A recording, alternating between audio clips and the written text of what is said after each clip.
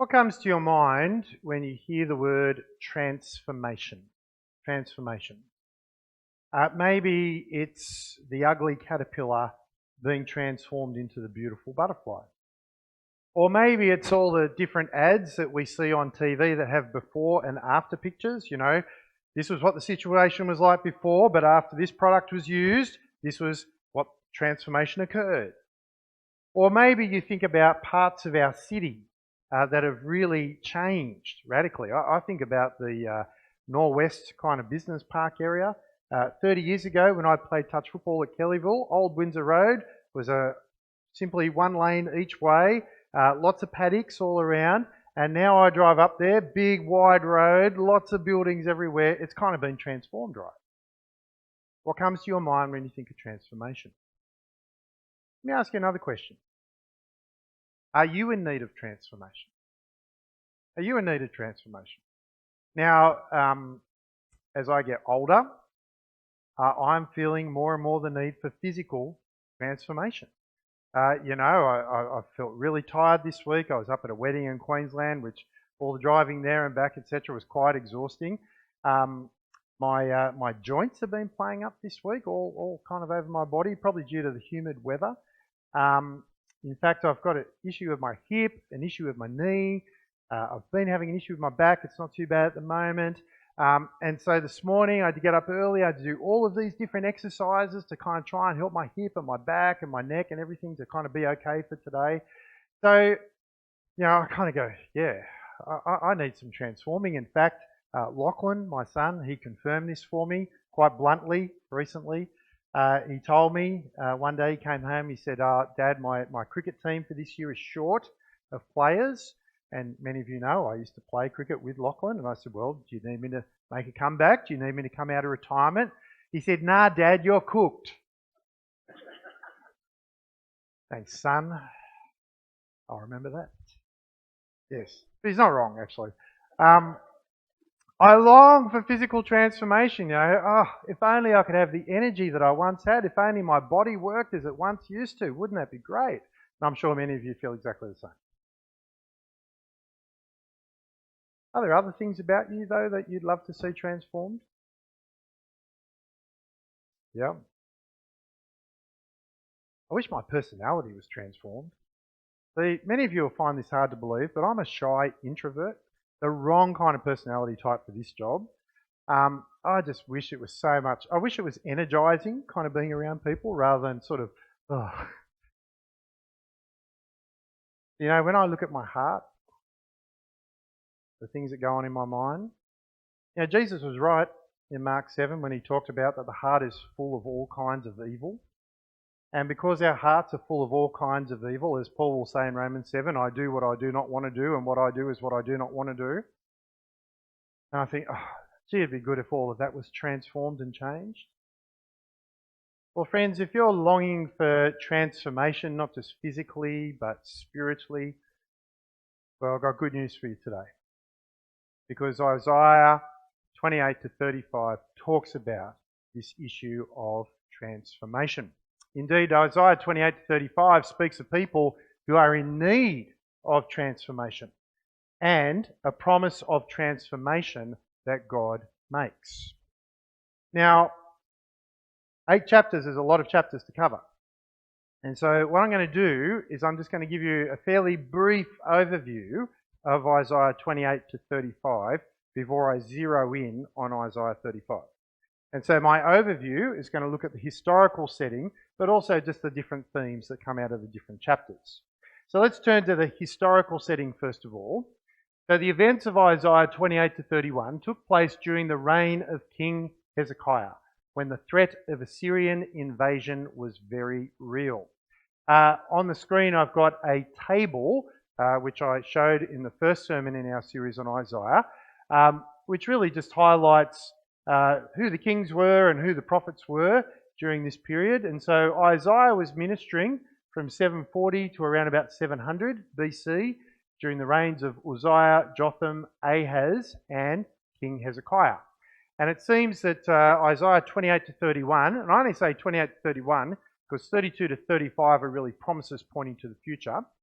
It seems that Hezekiah was the one who was reigning during these chapters. And notice that in the northern kingdom in 722 BC, that kingdom went into captivity, as God had said it would. Well, friends, the Assyrian threat was very real for the people of Judah during Hezekiah's reign. Remember that Assyria was the major superpower of the day. And Assyria had really sort of started to spread its wings to conquer different lands like the northern kingdom of Israel. It hadn't conquered Judah at this point, but Judah was what we call a vassal state. That is, whilst Judah had its own king, and that king would do some of the things that he wanted to do, ultimately they were under the Assyrians. They would have to pay the Assyrians lots of money to stop the Assyrians coming and invading them and taking them out of the land, and do certain things that the Assyrians wanted them to do. And really, this arrangement came about as a result of Hezekiah's father, King Ahaz. And we looked at that from Isaiah 7:1 and following. So Judah is in this kind of position where the Assyrians are extracting lots of money from them and causing them to have to make different compromises. Now, the fact that the Assyrians were a threat to Judah should come as no surprise to us. Because when we did look at Isaiah 7:1 to 9:7, we saw very clearly that King Ahaz, the father of Hezekiah, had put his trust in the Assyrians to protect him from his northern neighbours instead of God. And God said to Ahaz, because you've trusted in the Assyrians rather than me, I will use the Assyrians basically to shave the land of Judah. Only Jerusalem would be spared. So the fact that the Assyrians were a looming threat shouldn't surprise us, because God had promised that this was what would happen. But there was a human reason too why the Assyrians were now a threat. 2 Kings 18 verse 7b says this about King Hezekiah. He rebelled against the king of Assyria and did not serve him. Remember, Judah was a vassal state. They were meant to be paying lots of money to the Assyrians, doing things that the Assyrians wanted to do. And Hezekiah said, enough, no more. We are not going to bow down to these people anymore. And it seems, as we'll see from Isaiah 30 to 31, one of the things that emboldened Hezekiah to make this call to rebel against the Assyrians was the belief that the Egyptians would help him should the Assyrians invade. And so here we have this situation where Assyria and the threat of invasion is looming large in the time of Hezekiah. Because God had promised it, but because also Hezekiah had rebelled against the Assyrians. So that's kind of the historical sort of background of the section that we're looking at today. Let me now just go through the different chapters of this section and highlight the main themes. So we see that Isaiah 28 to 29 reveals how God's people were led astray by drunk and foolish leaders. And look at the words of Isaiah 29:13, words which Jesus himself quoted about the religious leaders of his day. The Lord says, these people come near to me with their mouth and honour me with their lips, but their hearts are far from me. Their worship of me is based on merely human rules that they have been taught. So these verses really describe what God's people were like at this point. Outwardly they seemed to worship God, but inwardly their hearts were not for God, and indeed they were much more inclined to follow their own ways than the ways of God. Now, the reason for this was because of bad leadership. Isaiah 28 and 29 talks about that. 28 talks about the bad leadership of the north, and the second half of 28 and 29 talks about the bad leadership in the south. But at this point you might go, but wasn't Hezekiah a good king? You know, we read the scriptures, we're told Hezekiah was a good king. Yes, he was a good king, but he came after a very bad king. And let me tell you, spiritual reformation takes a long time. It takes a long time. And so even though Hezekiah is trying to do all the right things, he's still got leaders around him. There are still seers and prophets who are more interested in getting drunk than they are in being faithful to the things of God. And indeed, it seems that some of these leaders were giving Hezekiah bad counsel, in particular the counsel to rely upon Egypt in light of the Assyrian threat. And that brings us to Isaiah 30 to 31. which reveals how God's people put their trust in Egypt to help counter the Assyrian threat. So Isaiah 31:1 says, "Woe to those who go down to Egypt for help, who rely on horses, who trust in the multitude of their chariots and in the great strength of their horsemen.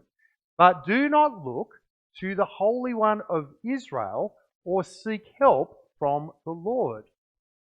Remember that back in Isaiah 7 onwards, King Ahaz trusted in the Assyrians instead of upon God, even though God had made him a promise and pledged to give him a sign. And God was not happy when that occurred. That's why the Assyrians would invade Judah. Well, friends, how much more upset do you think God would be when his people turned to the old enemy? To Egypt. Because remember, it was from slavery in Egypt that God originally rescued his people. God had told them, don't go to Egypt. Don't go to Egypt for horses. Don't rely on Egypt. But what do these people do now? Oh, the Assyrians are coming. Who's a powerful ally who can help us? Oh, Egypt is. They put their trust in the Egyptians. They put their trust in people they could see, an empire they could see, rather than the God they could not see. Well, friends, in Isaiah 32 to 33, we see revealed that God's just and exalted rule will be clearly seen and experienced. We're told about this rule in chapter 33, verse 5. The Lord is exalted, for he dwells on high. He will fill Zion with his justice and righteousness. A time would come, these chapters tell us, when God would send a king, who I think is the Messiah. He would establish his rule for all to see very clearly, and people would experience his rule. The promise in the future. And what we see in Isaiah 34 and 35 are the outcomes of the experiencing of God's clear and just rule. So in Isaiah 34, we see revealed how the nations who don't trust in God will come under his wrath. So Isaiah 34:2 says, "The Lord is angry with all nations. His wrath is on all their armies. He will totally destroy them. He will give them over to slaughter." And indeed in Isaiah 34, the country of Edom, which was filled with the descendants of Esau, the son of Isaac, the brother of Jacob. So Edom is described as a land which was flourishing, which was luscious, and it would be transformed into a desert as a result of God's wrath. But there is a positive in Isaiah 35. For Isaiah 35 reveals how those who trust in God will experience transformation. And the transformation which is described here is a very, very positive transformation, as we're now going to see. So I'm going to zero in on Isaiah 35 now and the hope of transformation that it offers. And there are three main things to highlight from this passage. First of all, Isaiah 35 speaks about the transformation of a desert into a flourishing garden. Look at verses 1 to 2. The desert and the parched land will be glad. The wilderness will rejoice and blossom. Like the crocus, it will burst into bloom. It will rejoice greatly and shout for joy. The glory of Lebanon will be given to it, the splendor of Carmel and Sharon. They will see the glory of the Lord, the splendor of our God. We are told that God's glory would be revealed as he turns an area that is just desert and wilderness into a place which is fertile and luscious and flourishing. Lebanon and Carmel and Sharon are examples of places that were very fertile and that flourished. Well, we are told here that God's going to transform a desert into this beautiful garden. Verses 6b to 7 highlight more about this transformation. Water will gush forth in the wilderness and streams in the desert. The burning sand will become a pool, the thirsty ground bubbling springs. In the haunts where jackals once lay, grass and reeds and papyrus will grow. So deserts which are very dry places, well, this desert would be transformed with lots of water to bring about this flourishing and growth that God promises. Now the question we have to ask, of course, is what is this desert that's being referred to? I don't think it's Edom. Remember in chapter 34, Edom is a flourishing place which will be transformed into a desert. I don't think it's that, because God's wrath remains on those who are against him. It could be that it's referring to Jerusalem, because at the end of this chapter, we see Jerusalem being spoken about. But friends, the kind of transformation that is described here, I don't think is true of the Jerusalem in the Middle East today. Rather, friends, I think that this desert is a metaphor for this world that we are now in, which is actually under the curse of God, and which we, to some extent, have trashed as well. Look at what Romans 8:19-21 says. For the creation waits in eager expectation for the children of God to be revealed. For the creation was subjected to frustration, not by its own choice, but by the will of the one who subjected it, in hope that the creation itself will be liberated from its bondage to decay and brought into the freedom and glory of the children of God.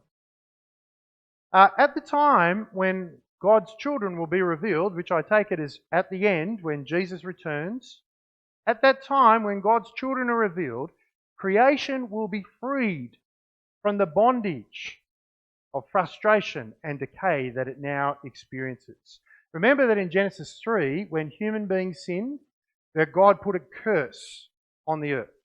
The earth would not produce plants and things like that easily. Things would be hard. Well, that curse will be lifted. But more than that, we have caused damage to this earth. Yes, there are parts of our earth that are beautiful, but there are parts that we have absolutely trashed. Now, I take it that a key reason why we've trashed it is because of greed. Well, friends, when Jesus returns and God's children are revealed, the desert will be transformed into a flourishing and luscious garden. I take it that this is the promise of the new creation. This is a promise of a transformed earth. A place no longer of desert, but a place that is abundant and fruitful, filled with water. A great place. That's the first promise of transformation we see here. But it's not just the earth that will be transformed when Jesus will return. What we see, secondly, is Isaiah 35 speaks about the transformation of those who are oppressed and broken to being saved and healed. Look at verses 3-6a. Strengthen the feeble hands, steady the knees that give way. Say to those with fearful hearts, be strong, do not fear, your God will come. He will come with vengeance, with divine retribution, he will come to save you. Then will the eyes of the blind be opened and the ears of the deaf unstopped. Then will the lame leap like a deer and the mute tongue shout for joy. Friends, we know that God's people in different parts of the world are in prison or undergoing persecution or under the threat of death because of their commitment to following God. We know that there are Christian people who are oppressed in different parts of the world because of their commitment to Jesus. Well, God will come, we're told, and those who are oppressed will be saved. Those who oppress them will be punished. They will experience retribution for the harm that they have caused to God's people. Notice what else will happen?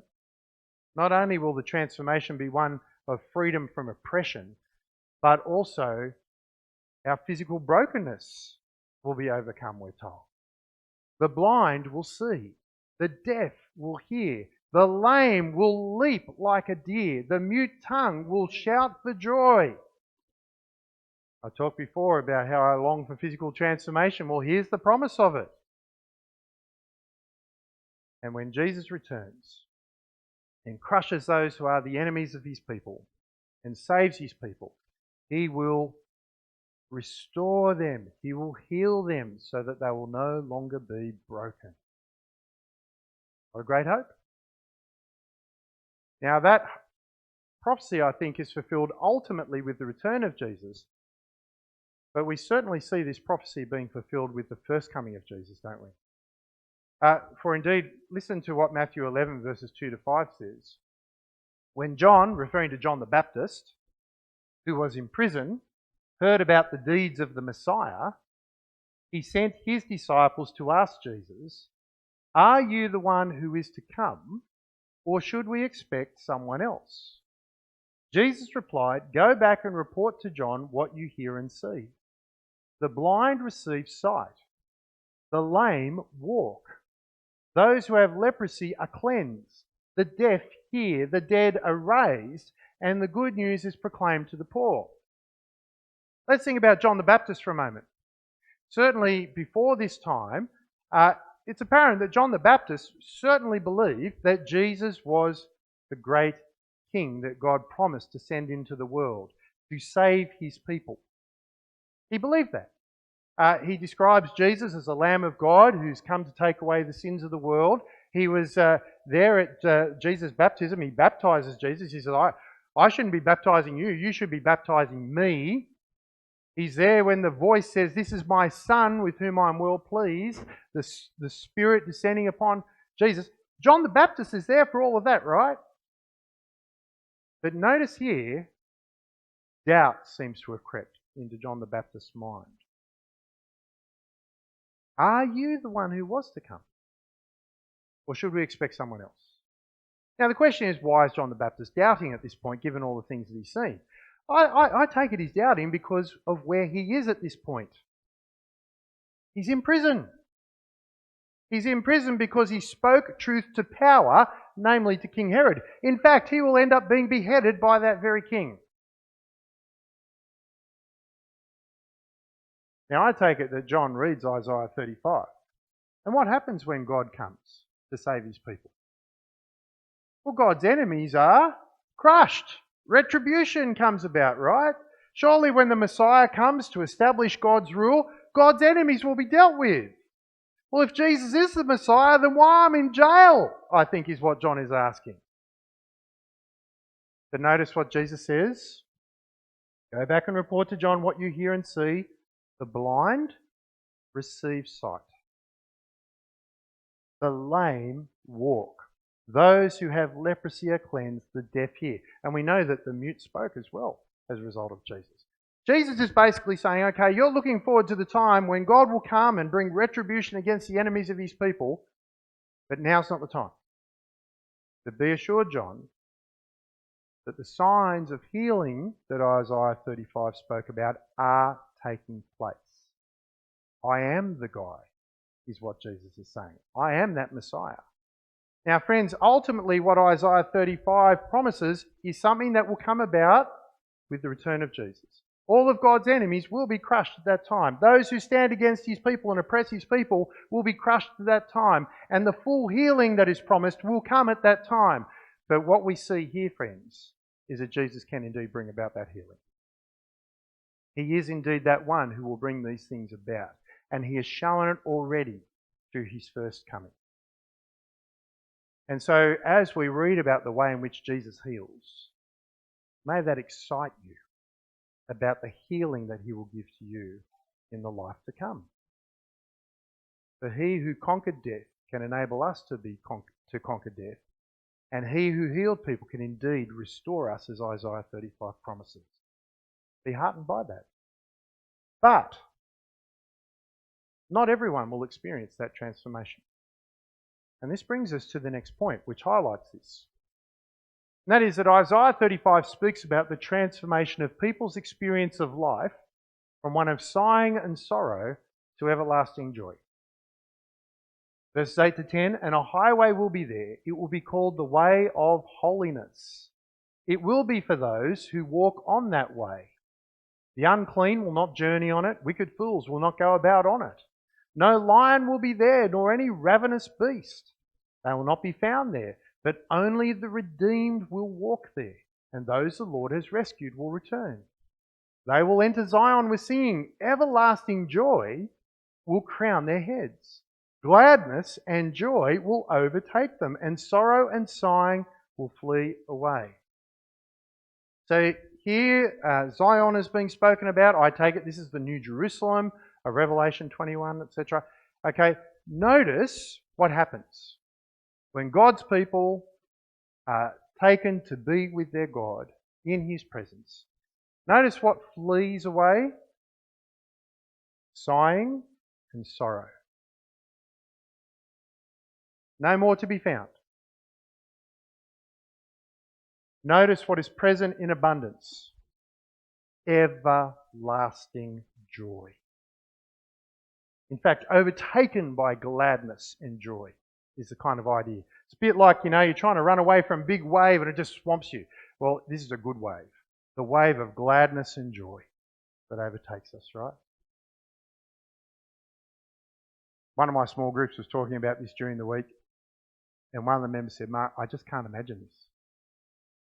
I can't imagine a life where there's no more sighing or sorrow. I can't imagine just being overtaken by gladness and joy all the time. It's just so different to now, right?"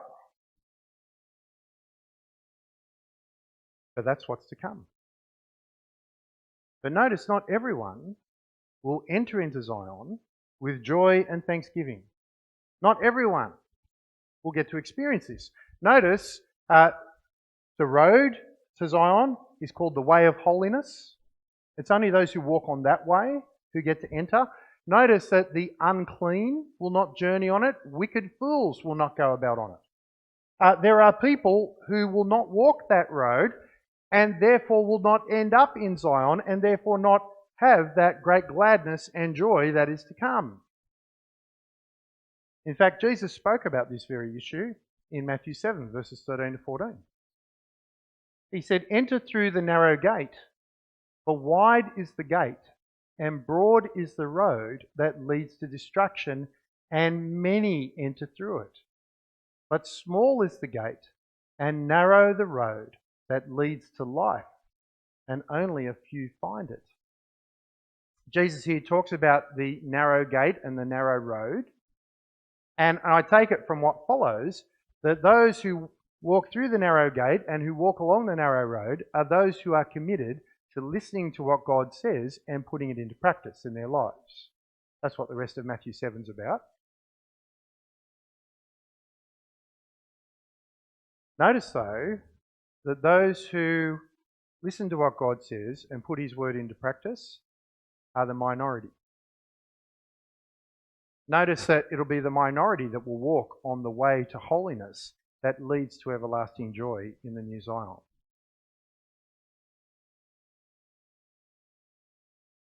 It's the minority who will get that joy.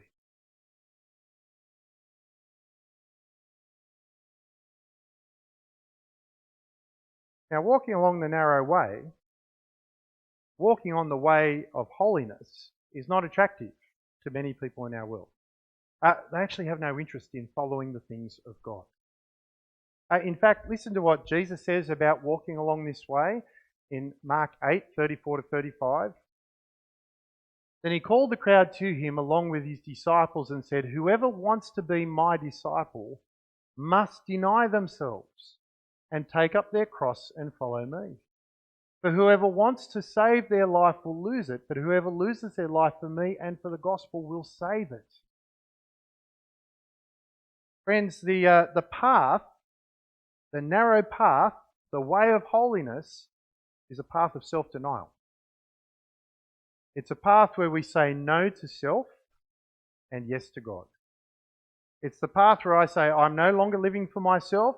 I'm no longer following my ambitions. I'm no longer doing things for my glory and honour. I'm now doing it for Jesus. I'm now doing it for God. In fact, friends, this is the very path that Jesus Himself walked. Remember, on the night before He died, in obedience to His Father's will, He said, "Yet not my will, but your will be done." And in terms of taking up the cross, that's the idea of, I commit myself to living for God, putting God first rather than myself, even if that costs me my life. That's what Jesus did, wasn't it? Denied self, took up the cross in obedience to His Father's will, but He was raised from the dead. And we are told here that if we walk that narrow path, if we walk that way of holiness, if we are committed to living for God, and even if we die for the sake of Christ, we will receive life.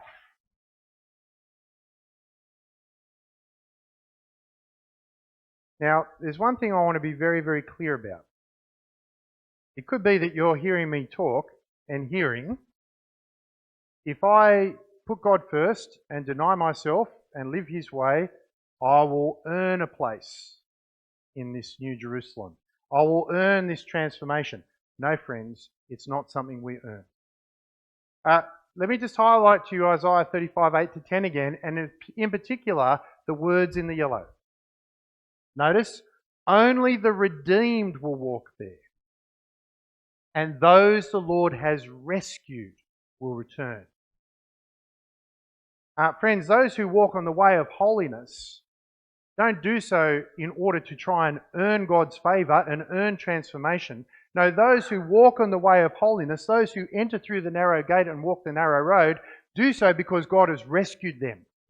They do so because God has redeemed them through Jesus.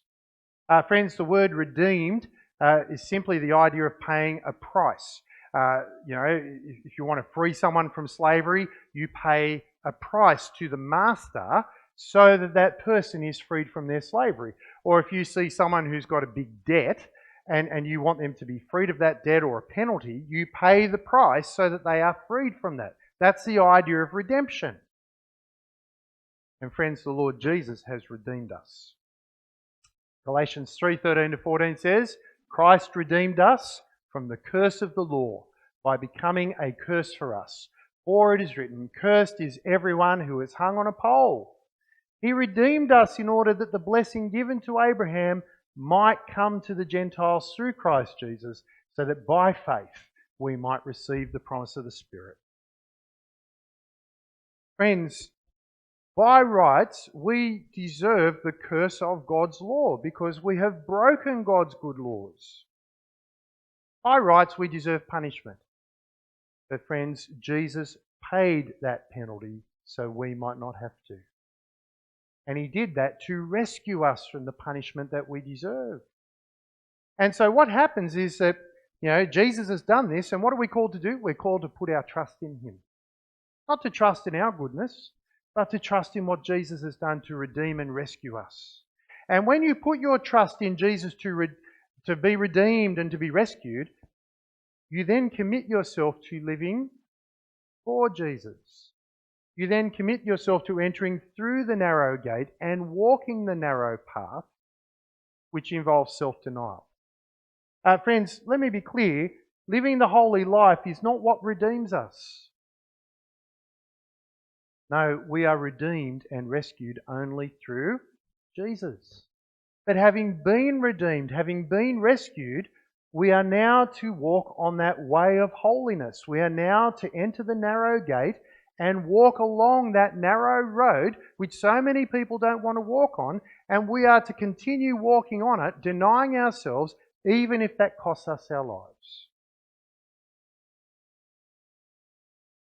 And one of the reasons why we come together is to encourage one another to keep walking on that path. Let me ask you the question. Have you asked God to rescue you through Jesus?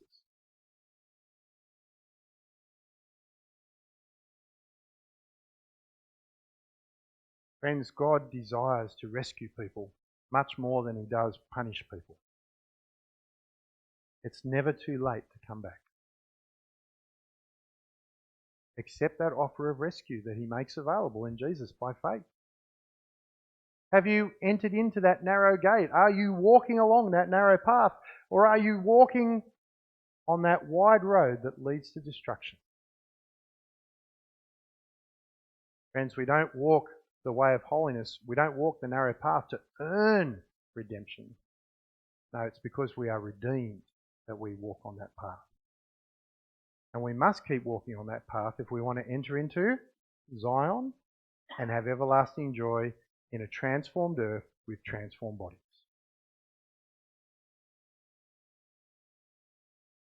If you're not sure where you're at, friends, please come and chat with me.